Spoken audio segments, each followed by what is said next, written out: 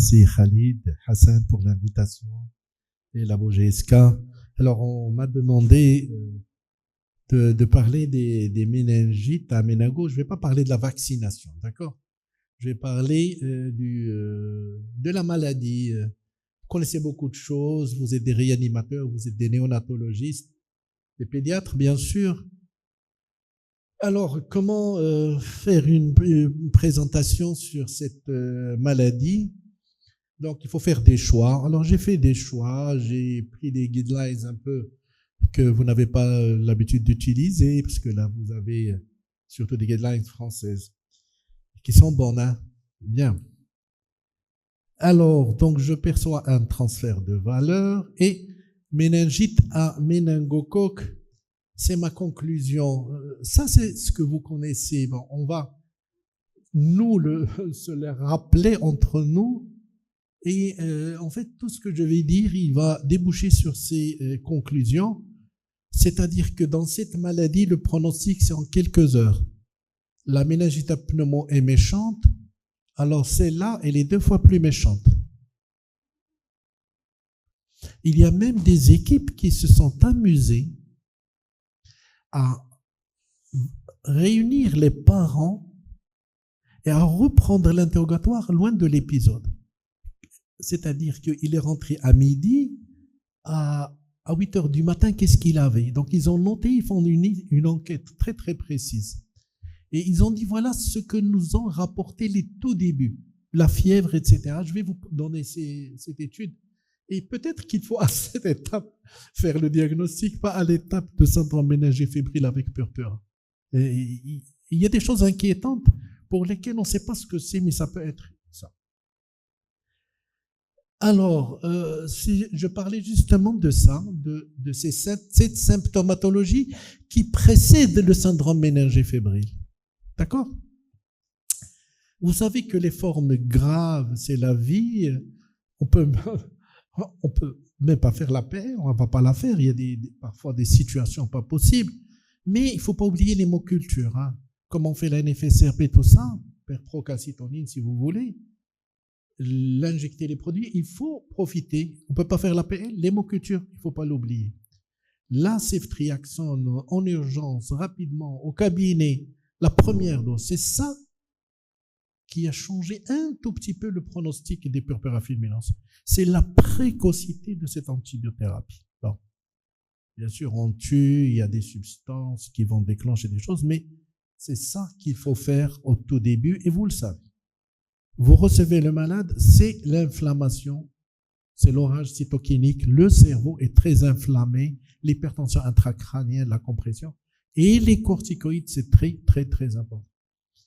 Le problème, c'est que cette méningite, elle a une répercussion sur tout l'organisme. C'est pas que le purpura, c'est la multiplication du méningocoque au niveau des endothéliums qui sortent. C'est-à-dire, si vous faites un prélèvement sur le purpura, vous allez avoir le méningocoque. Ah, c'est une maladie foudroyante.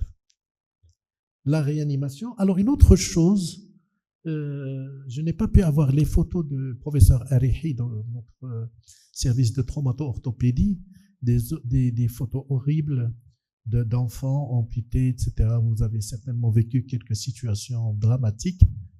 Et aussi, au tout début, si vous avez des nécroses, il ne faut pas oublier d'appeler l'orthopédiste parce qu'il fait des incisions de décharge, des aponevroses, pour éviter cet œdème qui va lui-même entraîner la nécrose et vous aurez des syndromes de Volkmann-like.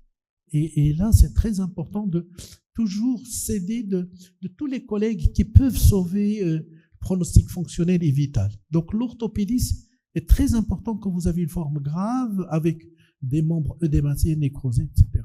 Il ne faut pas oublier ça. Mais s'il n'y a rien à faire, il y a quelque chose à faire.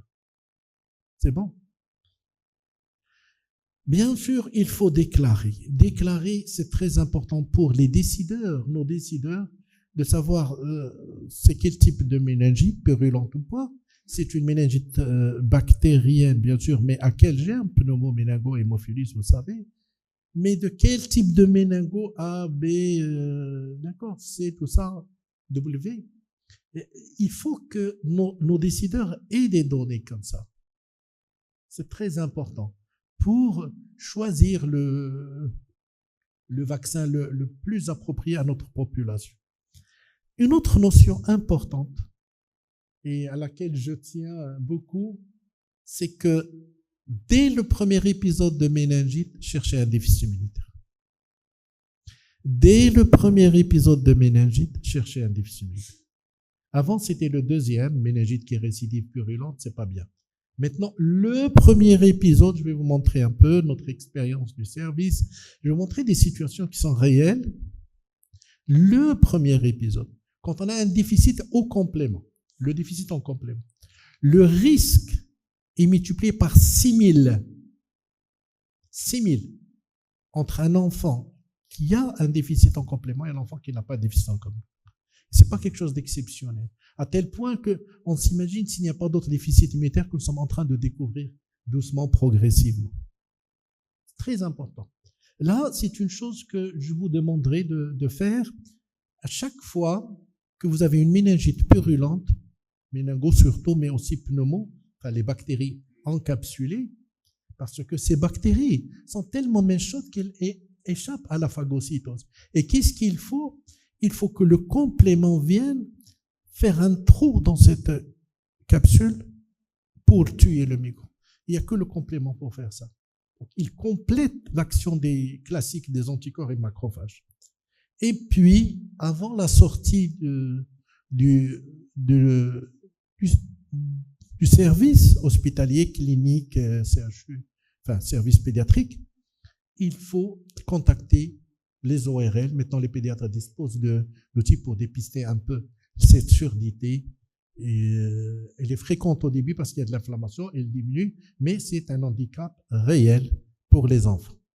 Donc, déclarer, prophylaxie contact, rechercher un déficit immunitaire et dépister la surdité. Voilà, donc c'est ça, je peux m'arrêter là.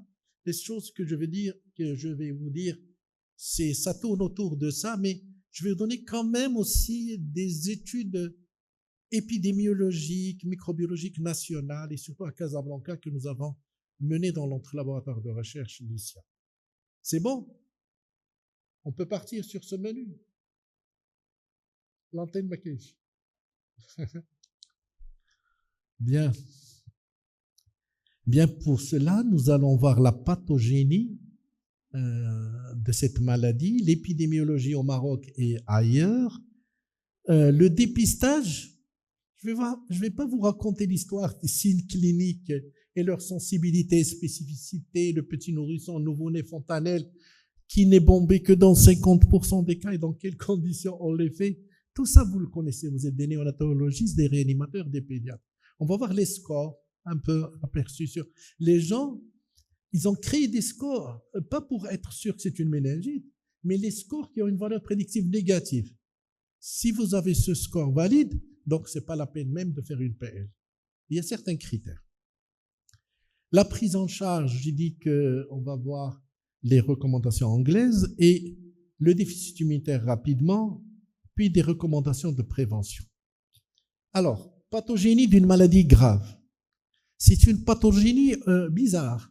Je vais vous parler d'une pathogénicité clinique. Du premier moment où le microbe traverse la barrière hémoménagée ou bien devient invasive jusqu'aux complications.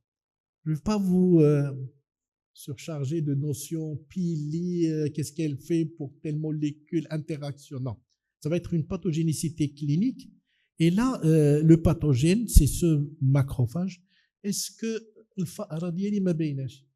mes amis de la régie, s'il vous plaît, j'ai besoin de... Alors, comment est-ce que ma souris, elle n'apparaît pas? Pourquoi? S'il vous plaît. Comment je vais faire? La souris. قبح الله الجهل. شكلت حدايا.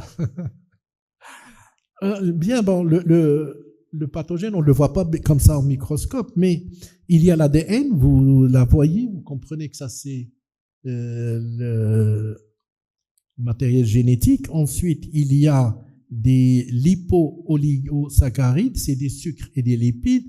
Ensuite, il y a une membrane comme les bactéries. Ensuite, il y a une capsule.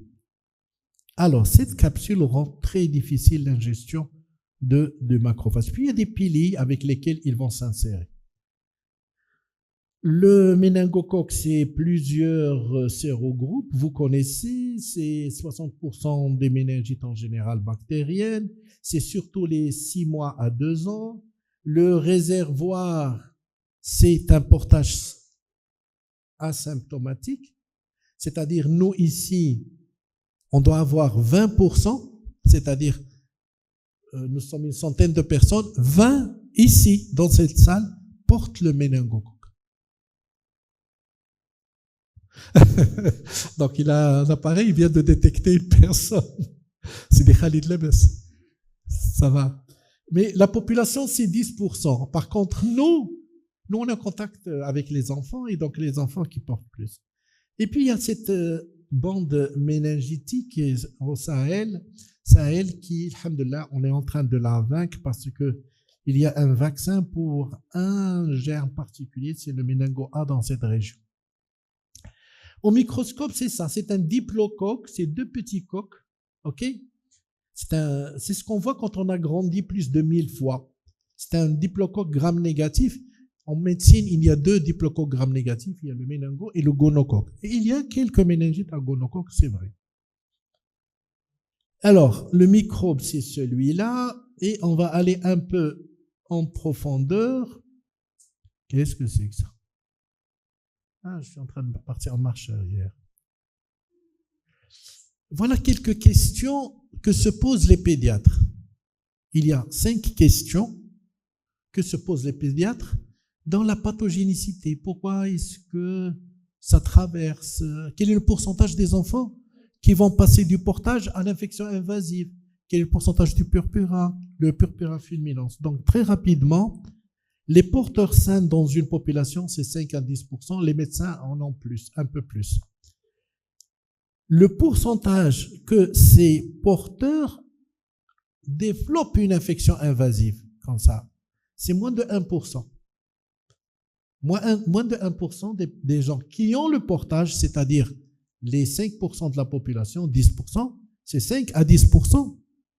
Parmi cette population restreinte à 5-10%, combien vont développer une infection invasive? Moins de 1%. Donc la question, pourquoi?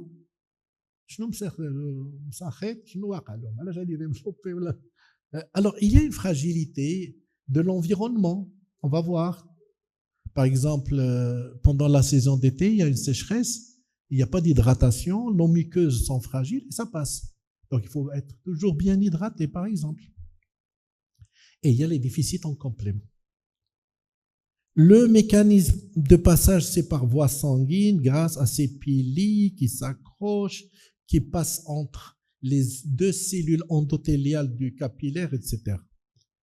Le purpura dans la méningite, c'est un malade sur 2. D'accord? Quand il y a le syndrome méningite fébrile et le purpura, ça signe un méningocoque. Bien sûr, le pneumo peut donner, mais dans 99%, c'est un méningo. Mais il n'existe que dans 50% des cas. Voilà, c'est ça. Et le purpura fulminans, il est fréquent.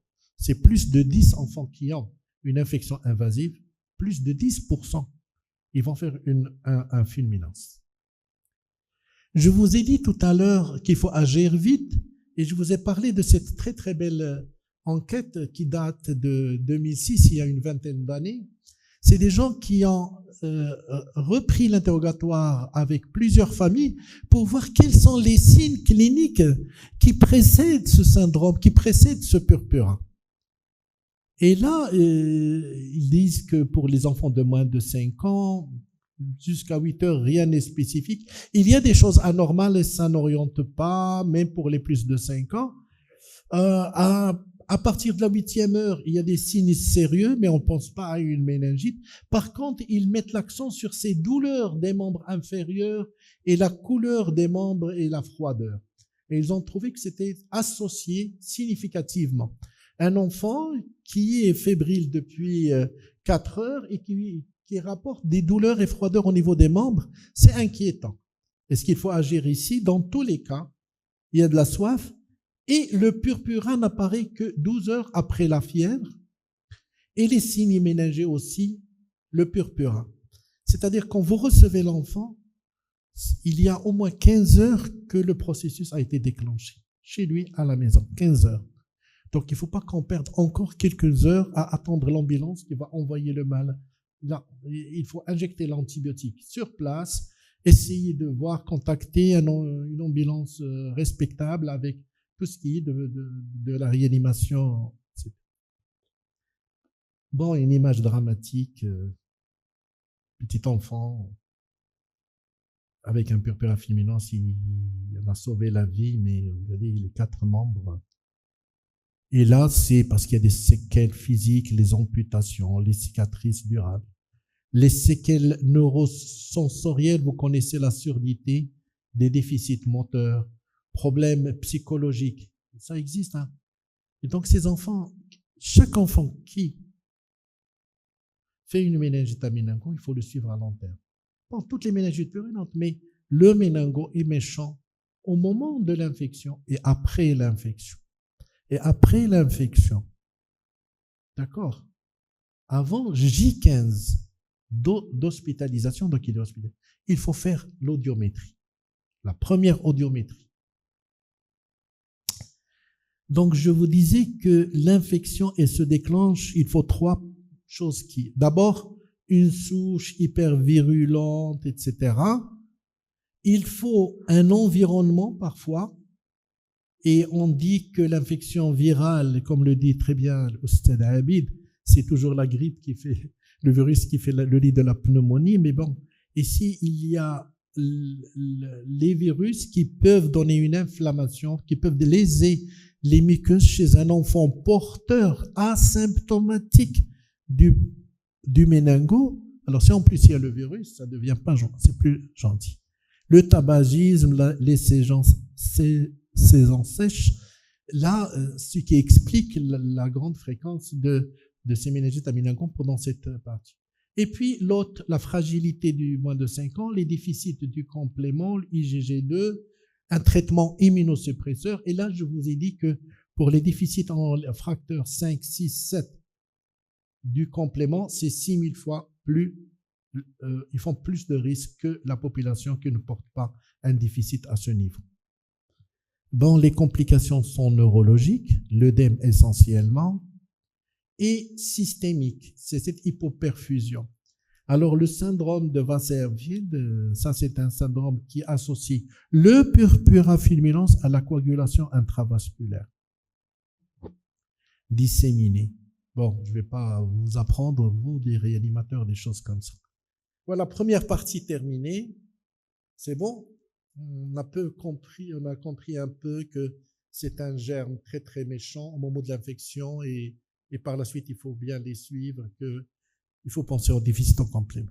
Alors maintenant, un peu plus rapidement, on voudrait répondre à cette question. Quels sont les sérogroupes qui sont fréquents, les plus fréquents?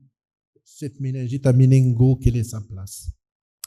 Donc à Casablanca, nous avons mené une étude que nous avons publiée qui a porté sur des enfants entre 2010 et 2019 de notre CHU qui a constitue une thèse de notre laboratoire LICIA, le laboratoire d'immunologie clinique et inflammation. Vous voyez le nombre de cas de méningocoque, d'accord?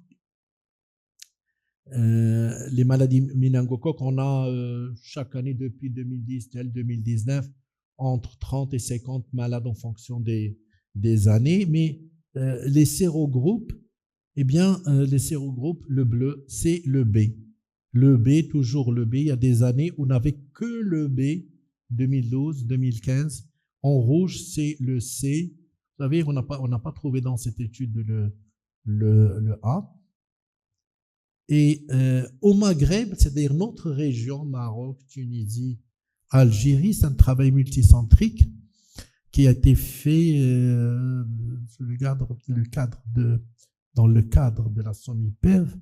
Et vous voyez que l'Algérie, Maroc, Tunisie, avec le 20% des malades viennent de notre service. Et dans cette étude, le groupe B est prédominant partout, particulièrement au Maroc, ce qui se rapproche des données européennes et donc notre localisation, notre géographie très proche. Mais de façon générale, dans tous les pays du Maghreb, plus de 3 fois sur 4, c'est un sérogroupe B. Alors, cette région de la bande méningitique qui est dans le Sahel, notre laboratoire de recherche a mené une étude ici au Mali. Nous avons des étudiants dans notre laboratoire qui font leur PhD. Et donc là, on a cherché au Mali, pas au Maroc, d'accord, la répartition dans des différentes bactéries, pneumo, l'hémophilus méningite, par culture, par PCR, etc. Et bizarrement, vous voyez, aucun méningo à la culture, 2 à la PCR. C'est pas qu'il n'y a plus de méningo ici, mais c'est grâce à l'effort international soutenu par l'OMS, un vaccin spécifique pour une bactérie spécifique, le méningo A. Et qu'est-ce qu'on a trouvé? Pas le méningo A, un méningo NMX. Dans le monde, le Maroc, c'est une prévalence intermédiaire entre les zones très claires et très sombres. Nous sommes à peu près à 20 pour 100 000 personnes dans notre région. Ça, c'est des données 2021 OMS. Là, c'est un travail un peu particulier. C'est pas l'épidémiologie de façon générale, c'est la biologie moléculaire. Vous savez, il y a les sérogroupes et dans chaque sérogroupe, il y a des variants génétiques. Et c'est sur ces variants génétiques qu'on se base actuellement pour choisir le vaccin contre le B. Le vaccin contre le B, vous connaissez, il y avait un problème. Il y a 10-15 ans, on n'arrivait pas à faire le vaccin. Maintenant, c'est grâce à la biologie moléculaire. Donc ça, c'est pas par technique conventionnelle, par biologie moléculaire de par le monde, et ça concerne le B. Et le B, ce qui m'intéresse, mon message, c'est que ce B, c'est l'âge de prédilection. Si on ajoute le bleu ciel, moins de 1 an, le marron, c'est marron 1 à 4 ans, et le vert, 5 à 14 ans, ça fait plus de 50% des méningos au monde, c'est en pédiatrie. Les méningos B dans le monde, c'est en pédiatrie. C'est en pédiatrie. Alors, maintenant, on va passer à la clinique. Je ne vais pas vous raconter ce que vous connaissez peut-être mieux que moi, la néonatologie, les contextes de réanimation, c'est-à-dire la sensibilité spécifique. Est-ce que toutes les méningites sont fébriles, par exemple?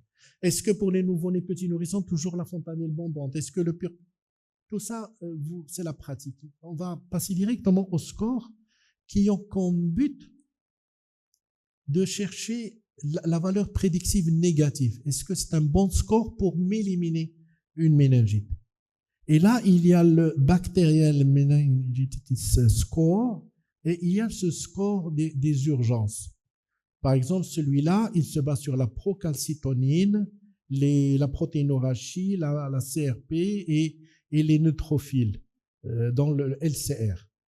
Et chez le nouveau-né, c'est un peu différent. Il y a des scores. Il y a un travail très intéressant, je crois que vous l'avez vu au niveau de JAMA Pediatrics de 2026, qui essaie d'avoir une idée sur la prédiction de la bactériémie ou de la méningite bactérienne chez des nourrissons, des nouveau-nés qui sont âgés de 28 jours et moins, c'est-à-dire les nouveau-nés. Quelle est la valeur prédictive de certains paramètres? Là, je rentre vraiment dans un domaine que je ne connais pas très très bien, c'est la néonatologie. Donc, je prie les néonatologistes ici exclusifs qu'ils fassent des commentaires à la fin. Donc, l'idée dans ce papier, c'est d'identifier les nouveau-nés de moins de 28 jours qui ont plus de 38 et qui sont atteints d'une bactériémie. Donc, il y a eu 2 cohortes, hémoculture, bactériémie, PL, FET, non-FET, etc. Et c'est un groupe des urgences, le PKRN, c'est Pediatric Emergency. Voilà un accent qui s'est glissé, ça c'est de l'anglais. Et c'est une méta-analyse de 4 études publiées qui font partie de ce cercle-là, PK. Quel est leur résultat? Eh bien, à la limite, il ne faut pas faire de PL parce que ces paramètres-là donnent une valeur prédictive négative de plus de 99%. C'est-à-dire bandelette urinaire négative, procalcitonine inférieure à 0,5 et des PNN inférieurs à 4000 dans le sang. Il dit si vous avez ces 3 choses chez un nouveau-né de moins de 28 jours fébrile qui a un contexte de bactériémie, eh bien ici c'est très valable et la cohorte c'est de plus de 1500 nouveau-nés et donc ils disent aucun cas de méningite bactérienne n'a été montré. Les autres scores de 2007, 2019, 2020, celui-là, il est un peu amélioré, mais vous voyez très bien ces scores. Pourquoi on les a fabriqués? Pour ça, pour la valeur prédictive négative.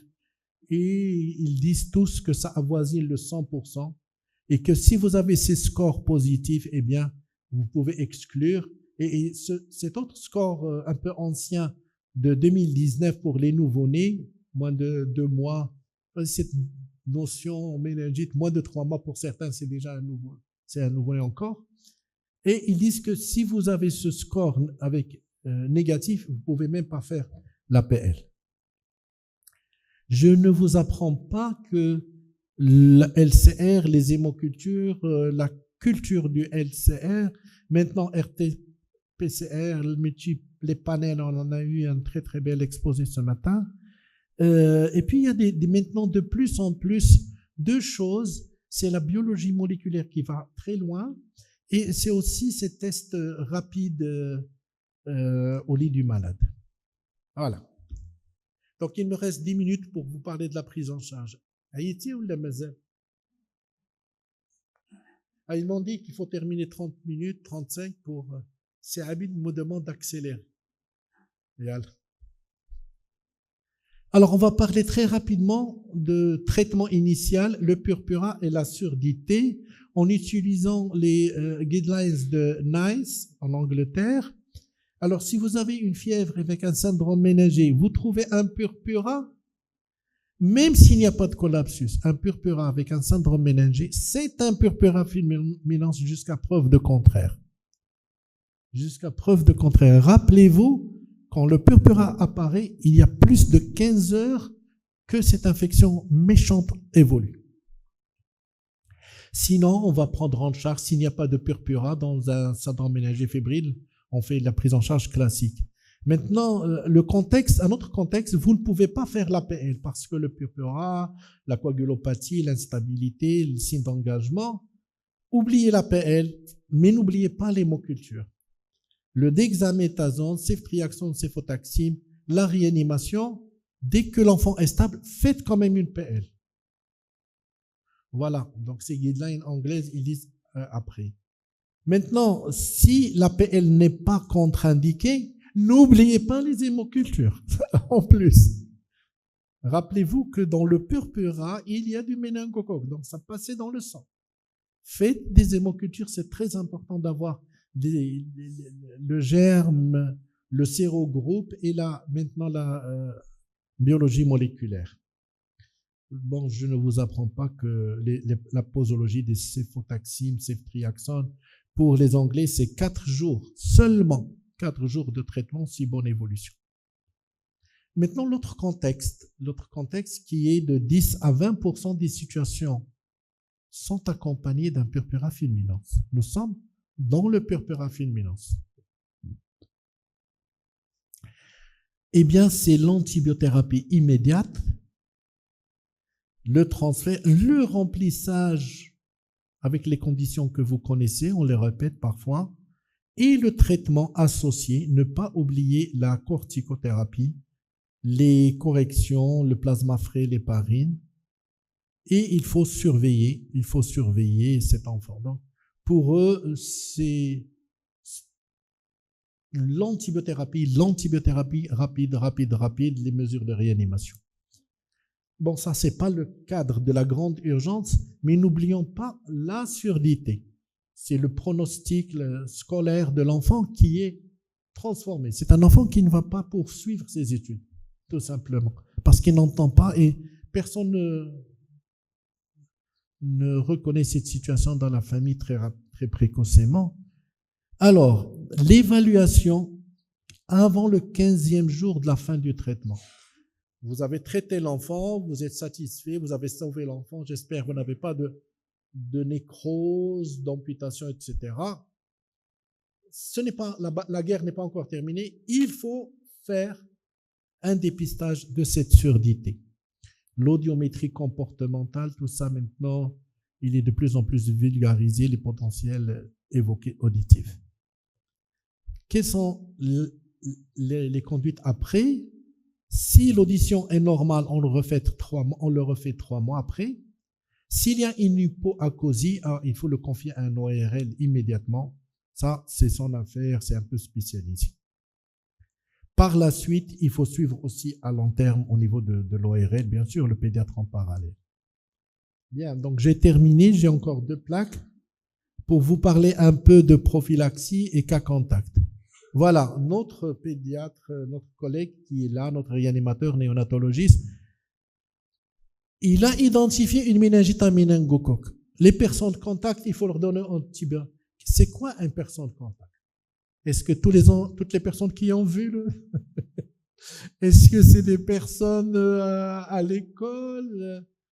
Donc, on va se retrouver rapidement avec une centaine de personnes.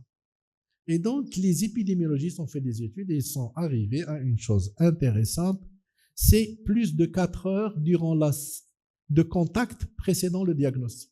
Une personne qui est venue rapidement voir l'enfant qui est parti moins d'une demi-heure, ce n'est pas une personne de contact. C'est pas une personne de contact. Une personne de contact, c'est qui est resté avec l'enfant pendant 4 heures au cours de cette semaine qui a précédé. Déjà, vous allez réduire de 90% la population. Et là, il faut donner la rifampicine. Ça, c'est les recommandations nationales, guidelines, internationales aussi, si vous voulez, mais qui sont quand même un peu anciennes. C'est bien ça, c'est encore en cours. Et il y a la vaccination que vous savez. Une plaque pour le déficit immunitaire. Voilà une fille. Parce que la question qui s'est posée, est-ce qu'il faut toujours rechercher? Oui. Voilà un cas concret d'une fille de 11 ans admise pour purpura fébrile. On avait identifié, mais on a su qu'elle avait une hémophilie HIB et un méningo après. Donc, elle est venue avec la 3e méningite. Quand on a fait le CH50, il est indétectable. Et après le CH50, qui est un test qui s'appelle le complément hémolytique total, et là, on le fait pour dépister, et ensuite on va voir tous les paramètres. Et comme le C5 est le plus fréquent, on l'a fait, il est indétectable, et on a voulu le confirmer génétiquement pour voir un peu les autres enfants. Attention, ils vont faire une méningite. Elle a une sœur qui a eu 2 méningites, dont une au méningo B, la même chose, donc c'est la même chose, et on a publié, il est en cours de publication, ces 2 malades. On a tardé parce que c'est 2 nouvelles mutations, une nouvelle mutation. Donc, on a utilisé ces choses pour nous. Alors, qu'est-ce qu'on propose? Vous trouvez une méningite à méningo, pneumo ou hémophilus. N'oubliez pas l'échographie, les asplénies, sérologie VIH, toujours. Et le test spécifique s'appelle CH50, le C3 et le C4, les immunoglobulines. Vous faites ça, en général, dans plus de 10 à 20% actuellement, on a un déficit. Mais il faut savoir que chaque jour, on découvre. Voilà ma dernière plaque, je crois. Recommandation internationale, la prophylaxie qui supprime la colonisation, et il faut donner dans les 24 heures, et la vaccination. Il y a 2 types de vaccins, les vaccins conjugués, qu'on essaie les 4 à 5 groupes en fonction des vaccins.